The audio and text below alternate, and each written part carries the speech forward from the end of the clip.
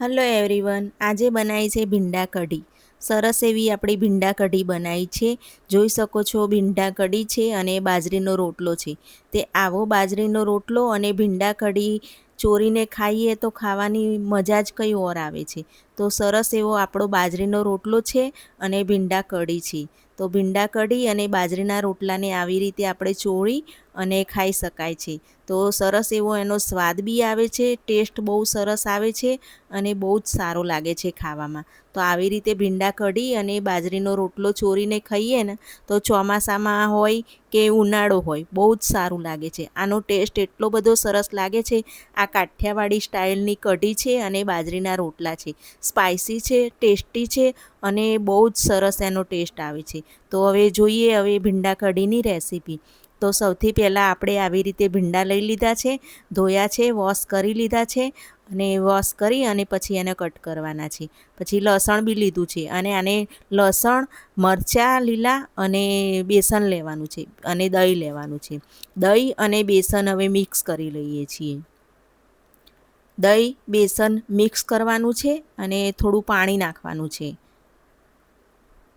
પાણી નાખી અને હલાવી અને બેટર બનાવી અને સાઈડમાં મૂકી દેવાનું છે. એને સરસ એવું બેટર બનાવી દેવાનું છે બેસનનું અને દહીંનું પાણી નાખીને. હવે એક ખલ લેવાનો છે, ખલમાં લસણ લેવાનું છે. આમાં વધારે પડતું લસણ લેવાનું છે અને લીલા મરચાં બી વધારે જ લેવાના. લીલા મરચાં, આદું, લસણ. આ કઢી માટે લીલા મરચાં, આદું, લસણનો ટેસ્ટ વધારે આવે છે.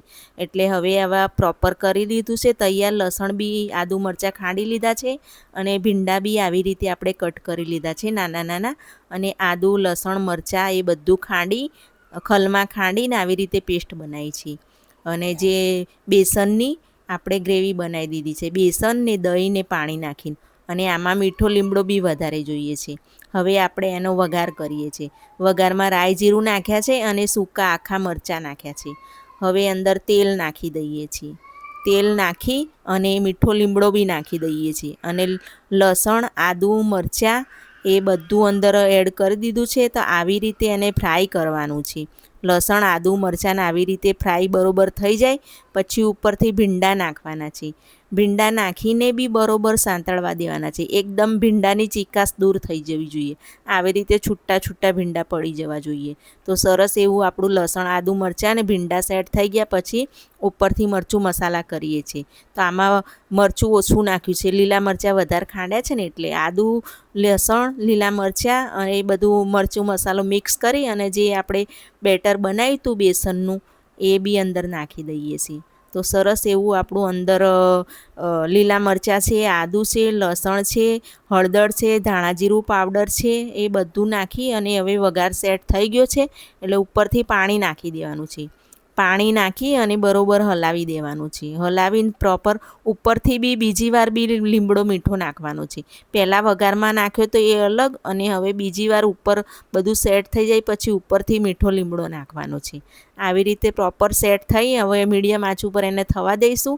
ત્યાં સુધી સાઈડમાં બીજું આપણે બાજરીનો લોટ લીધો છે એને ચારી લઈશું અને મીઠાવાળું પાણી કરી અને આવી રીતે લોટને મસળવાનો છે.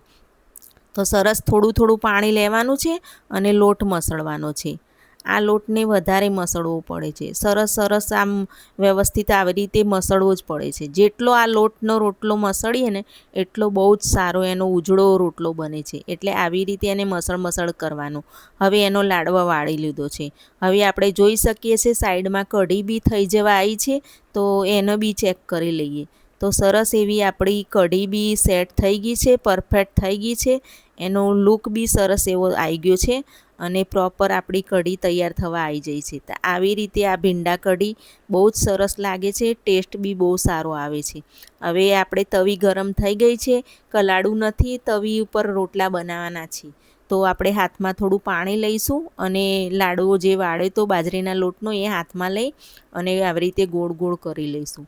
પછી ગોળ વાળી અને પછી વચ્ચેથી ટીપી દઈ ગોળ કરી અને કિનારીને પાણી લગાડી દેવાનું છે. કિનારીના પાણી લગાવવાથી રોટલો આપણે ટીપીએ હાથ ઉપર તો ફાટે નહીં.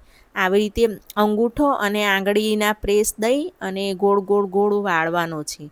તો અંગૂઠાથી અને આંગળીની પ્રેસ દેવાનો છે. આવી રીતે ગોળ વાળી અને હથેળી ઉપર લઈ લેવાનો છે. તો આવી રીતે હથેળી ઉપર પહેલાં કિનારી જ ટીપવાની છે આ રોટલાની. કિનારી ગોળ ગોળ ગોળ ટીપાઈ જાય પછી વચ્ચે જવાનું છે, પછી વચ્ચેથી ટીપવાનું છે. આવી રીતે કરતાં કરતાં આખો રોટલો આવી રીતે હાથ ઉપર જ ટીપાઈ જાય. સરસ એવો હાથ ઉપર આપણે પરફેક્ટ રોટલો તૈયાર થઈ ગયો છે અને વ્યવસ્થિત બધી બાજુથી માપસર ટીપાઈ ગયો છે આ રોટલો બાજરીનો. હવે આપણે જુઓ કલાડી તવી ગરમ થઈ ગઈ છે. આ રીતે સરસ એવો આપણો રોટલો થઈ ગયો છે. એટલે હવે તપી ગઈ છે તવી, એટલે અંદર તવીની અંદર નાખી દઈએ છીએ આ રોટલો અને શેકાવા દેવાનો છે. આ રોટલો શેકાવામાં બી વાર લાગે છે, વધારે વાર લાગે છે, બાજરીનો રોટલો છે ને એટલે. હવે આપણી કઢી પરફેક્ટ બની ગઈ છે. તરત સરસ એવી આપણી ભીંડા કઢી થઈ ગઈ છે તૈયાર. ભીંડા કઢીનો ટેસ્ટ અને બાજરાના રોટલાનો ટેસ્ટ બહુ જ સારો આવે છે. હવે આપણો રોટલો બી એક બાજુથી ચડી ગયો છે. હવે બીજી બાજુ એને ચડાવીએ છીએ. આવી રીતે બે બાજુથી રોટલો ચડવા દેવાનો છે. કઢી બી સાઈડમાં જોતા જઈએ છે, બંને બાજુ ધ્યાન આપવું પડે છે. તો કઢી બી થઈ જવા આવી છે અને રોટલો બી બીજી બાજુ શેકાઈ રહ્યો છે. તો કિનારી આવી રીતે જોતું જવાનું અને શેકતું જવાનું. બધી કિનારી પરફેક્ટ શેકાઈ ગઈ છે અને નીચેથી બી શેકાવા દેવું પડે. હવે આપણે આ રોટલો ઉલટો કરી લઈશું. ત્યાં સુધી એ ઉલટો રોટલો શેકાય ત્યાં સુધી બીજો રોટલો બી આપણે હાથમાં લઈ લઈએ છીએ. તો આવી રીતે એક રોટલો ઉતરે અને બીજો રોટલો હાથમાં તૈયાર થઈ જાય છે. ત્યાં સુધી પહેલો રોટલો તવામાં શેકાઈ જાય ત્યાં સુધી આવી જ રીતે બીજો રોટલો બી આપણે હાથ ઉપર લઈ અને આંગળી અંગૂઠાથી પ્રેસ કરી અને ગોળ ગોળ વાળી અને પછી ટીપી લઈશું. તો સરસ એવો આપણા રોટલા બી તૈયાર થઈ જવા આવ્યા છે અને કઢી બી તૈયાર થઈ ગઈ છે. તો મારો ભીંડા કઢી અને બાજરીના રોટલાનો વિડીયો ગમ્યો હોય તો લાઈક કરજો, શેર કરજો અને સબસ્ક્રાઈબ કરી દેજો. સરસ એવા આપણા રોટલા વારાફરતી આવી રીતે ફટફટ ઉતરી જાય છે અને ભીંડા કઢી બી સરસ રીતે થઈ જાય છે. તો જો સરસ એવો આપણો રોટલો એકદમ પરફેક્ટ બધી જ બાજુથી સરસ એવો બની જવા આવ્યો છે. તો રોટલો બી આપણે એક બાજુ પેલો રોટલો શેકાઈ ગયો છે અને બીજો રોટલો હાથ ઉપર છે. તો હાથવાળો રોટલો બી સરસ એવો આપણો પરફેક્ટ બની ગયો છે. તો બીજો રોટલો આપણે લઈ લઈશું. હવે સરસ એવો આપણો બાજરીનો રોટલો તૈયાર થઈ ગયો છે. જુઓ એટલો સરસ એકદમ વ્હાઈટ જેવો છે, દેખાવમાં બી બહુ સરસ લુક છે એનું. એટલે આવો સરસ રોટલો આપણે તવી પર બી બની ગયો છે. તો જોઈ શકો છો કે બાજરીના રોટલા અને ભીંડા કઢી સરસ એવો ટેસ્ટ છે, લાજવાબ ટેસ્ટ છે. ખાવામાં બી બહુ મજા આવે છે. કઢીનો વિડીયો ગમ્યો હોય બાજરાના રોટલાનો તો લાઈક, શેર ને સબસ્ક્રાઈબ કરી દેજો.